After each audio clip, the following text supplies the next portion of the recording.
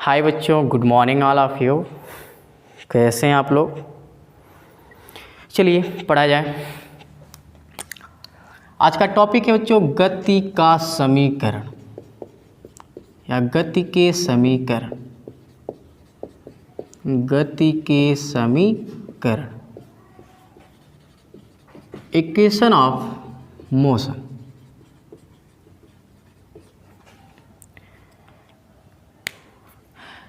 तो सबसे पहले बच्चों हम यहाँ पर गति का समीकरण क्या है इसको पढ़ते हैं, ठीक है। तो प्यारे बच्चों, वह समीकरण जो प्रारंभिक वेग, अंतिम वेग, समय, त्वरण, विस्थापन के बीच संबंध को प्रदर्शित करता है उसे हम गति का समीकरण कहते हैं। तो प्यारे बच्चों, गति का समीकरण जो है तीन होते हैं। कौन कौन हैं? चलिए सबसे पहले हम परिभाषा लिखते हैं। तो वह समीकरण जो प्रारंभिक वेग u, अंतिम वेग v, समय t, त्वरण a व विस्थापन s के बीच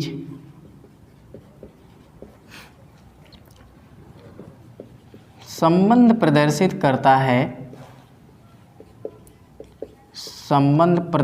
करता है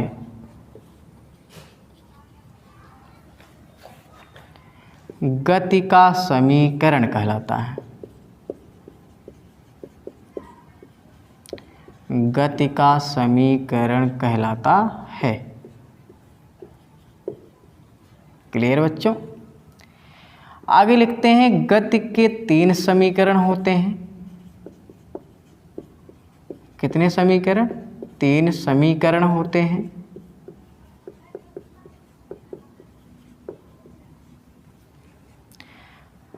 प्रथम समीकरण है बच्चों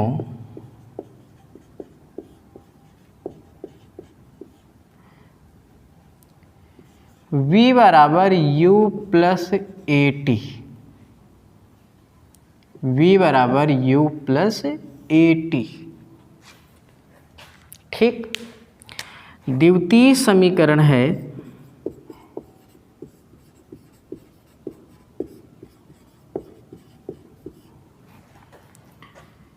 s बराबर U T plus half A T square. और थर्ड समीकरण है बच्चों, थर्ड इक्वेशन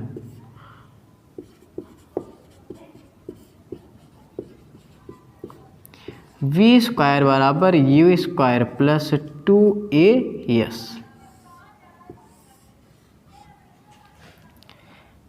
तो प्यारे बच्चे, इन तीनों का अध्ययन करना है। ये तीनों समीकरण कैसे आए, इन सूत्र का निगमन हम लोग करेंगे और मेहनत करेंगे इसमें। तो कॉपी कर लिया जाए। तो आप लोग कॉपी करिए, फिर आगे बढ़ते हैं। जल्दी से करिए।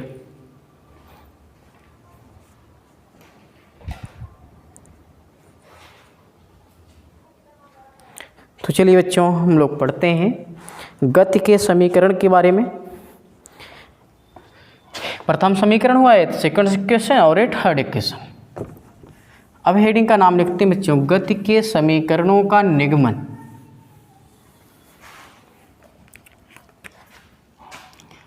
गति के समीकरणों का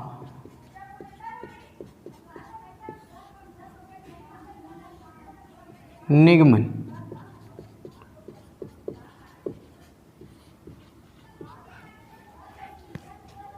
तो इसमें सबसे पहले हम लोग पढ़ेंगे कौन सी विधि से, ये भी ध्यान देना, ग्राफी विधि से। कौन सी विधि से? ग्राफीय विधि से। एनसीईआरटी में इसी से दिया गया है बच्चों। हम ग्राफीय विधि से गति के समीकरणों का निगमन पढ़ने जा रहे हैं। तो इस लेक्चर में आज हम लोग केवल पढ़ेंगे प्रथम समीकरण, प्रथम समीकरण का निगमन कैसे मिला बच्चों, इसको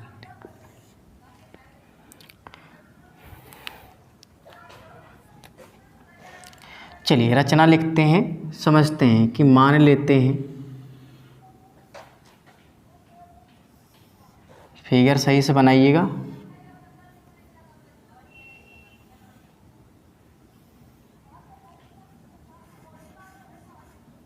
ये बच्चों मूल बिंदु O से कोई वस्तु जो है प्रारंभिक वेग u से कहाँ पर पहुँचती है? A पर। कितने वेग से बच्चों? u वेग से। ठीक है, u वेग से कहाँ पर पहुँचता है? A। t समय पश्चात, कितने समय पश्चात बच्चों? t समय पश्चात A जो है B पर पहुँच जाती है और इसका अंतिम वेग क्या हो जाता है बच्चों? v हो जाता है।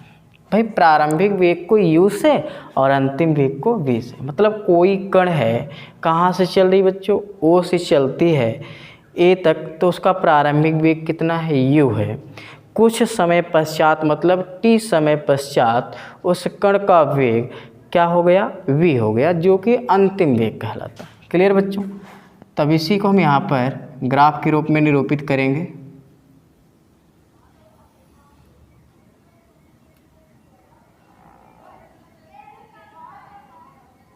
बनाते हैं फिगर।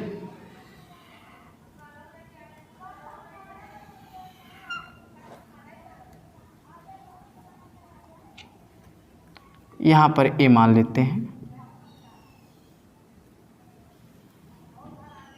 तो भैया ये टाइम t है, तो A भी t होगा और A भी t होगा, और नामकरण O A B A C D और E। A भी u होगा और A भी अंतिम वेग v होगा, और एक समान त्वरण से गति करेगा। तो एक समान त्वरण से गति करने का जो ग्राफ था क्या था बच्चों? यही है सीधा, इनको हम A से प्रदर्शित कर दे रहे हैं। क्लियर बच्चों? किससे प्रदर्शित किया गया? A से। कोई प्रॉब्लम?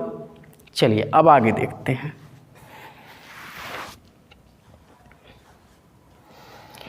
तो प्रारंभिक वेग OA का मान इतना हो गया और अंतिम वेग क्या हो गया बच्चों? मतलब यहाँ से यहाँ तक का जो वेग है, अंतिम वेग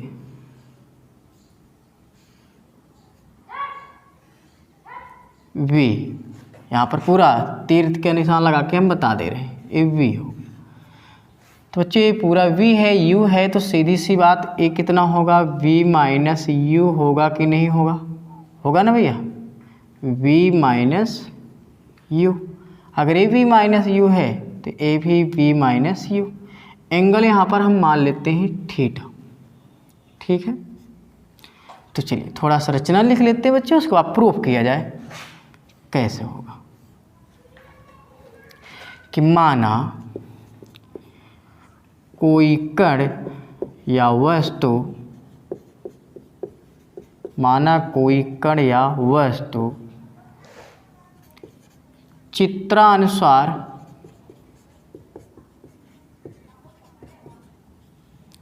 बिंदु O से प्रारंभिक वेग u से गतिमान है।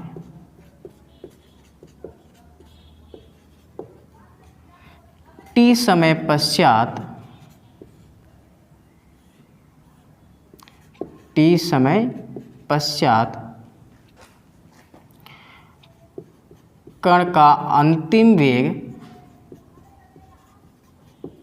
कण का अंतिम वेग v हो जाता है तथा यश दूरी तय करती है। क्लियर बच्चों? कितनी दूरी तय किया, यस दूरी। माना त्वरण कितना बच्चों यहाँ पर a होगा। तो प्यारे बच्चों चित्रानुसार देखा जाए तो चित्रानुसार हमें क्या मिला कि भाई OA की वैल्यू है u और OB की वैल्यू है v। तो AB की वैल्यू यहाँ पर निकालेंगे तो AB बराबर OB माइनस AB, नहीं OB माइनस OA है ना, पूरे में से OA को घटाएंगे तभी तो AB आएगा।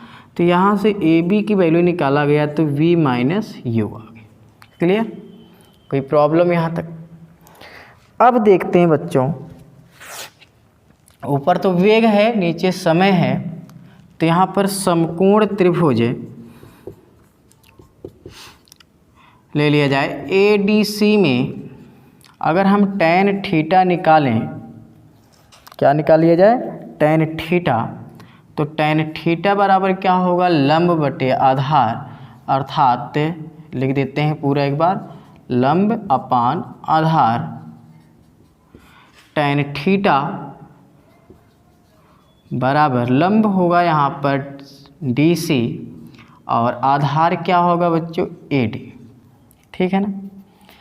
तो देखा जाए बच्चों यहाँ पर ये भी देख लिया जाए कि जो AB का मान है वो किसके बराबर है बच्चों, DC के बराबर है, और जो OE है OE का मान AD के बराबर और BC के बराबर है। टाइम कितना टेकन है, तो रख दिया जाए यहाँ पर tan थीटा बराबर। अच्छा बच्चों ये देखा जाए तो ऊपर वेग है नीचे समय है, लिख देते हैं एक लाइन, tan थीटा बराबर DC का मान कितना है, V माइनस U अपान टाइम टेकन है कितना। तो बच्चों ऊपर वेग है नीचे समय है, तो इसका मतलब tan थीटा जो ढाल है वो किसको प्रदर्शित करेगा बच्चों, त्वरण को। किसको प्रदर्शित करेगा, त्वरण को। तो आ गया त्वरण A बराबर V माइनस U अपान T, और तिरछा गुणा करेंगे हम, इधर देखते हैं, जब तिरछा गुणा करेंगे तो AT बराबर V माइनस U, तो V बराबर U प्लस AT, V बराबर U प्लस AT। यही गति का प्रथम समीकरण है, यही गति का प्रथम समीकरण है। तो सूत्र डेरिवेशन में तुम्हारे ख्याल से कुछ नहीं बच्चों, ग्राफी विधि में फिगर आपको याद रखना है कैसे बना है, रचना लिखा गया। तो समकोण त्रिभुज ADC में हम tan थीटा बराबर लिए लंब बटे आधार, तो tan थीटा बराबर DC अपान AD। तो tan थीटा बराबर DC की वैल्यू है V माइनस U और AD की वैल्यू है T। tan थीटा यहाँ पर होगा त्वरण को प्रदर्शित करेंगे क्योंकि ऊपर वेग है नीचे समय है। तिरछा गुणा करेंगे बच्चों तो AT बराबर V माइनस U, तो V बराबर U plus AT। This is first equation of motion. Complete. तो आप कॉपी कर लीजिए बच्चों, स्क्रीनशॉट ले लीजिए। तो ग्राफी विधि से गति के प्रथम समीकरण के निगमन हो गया।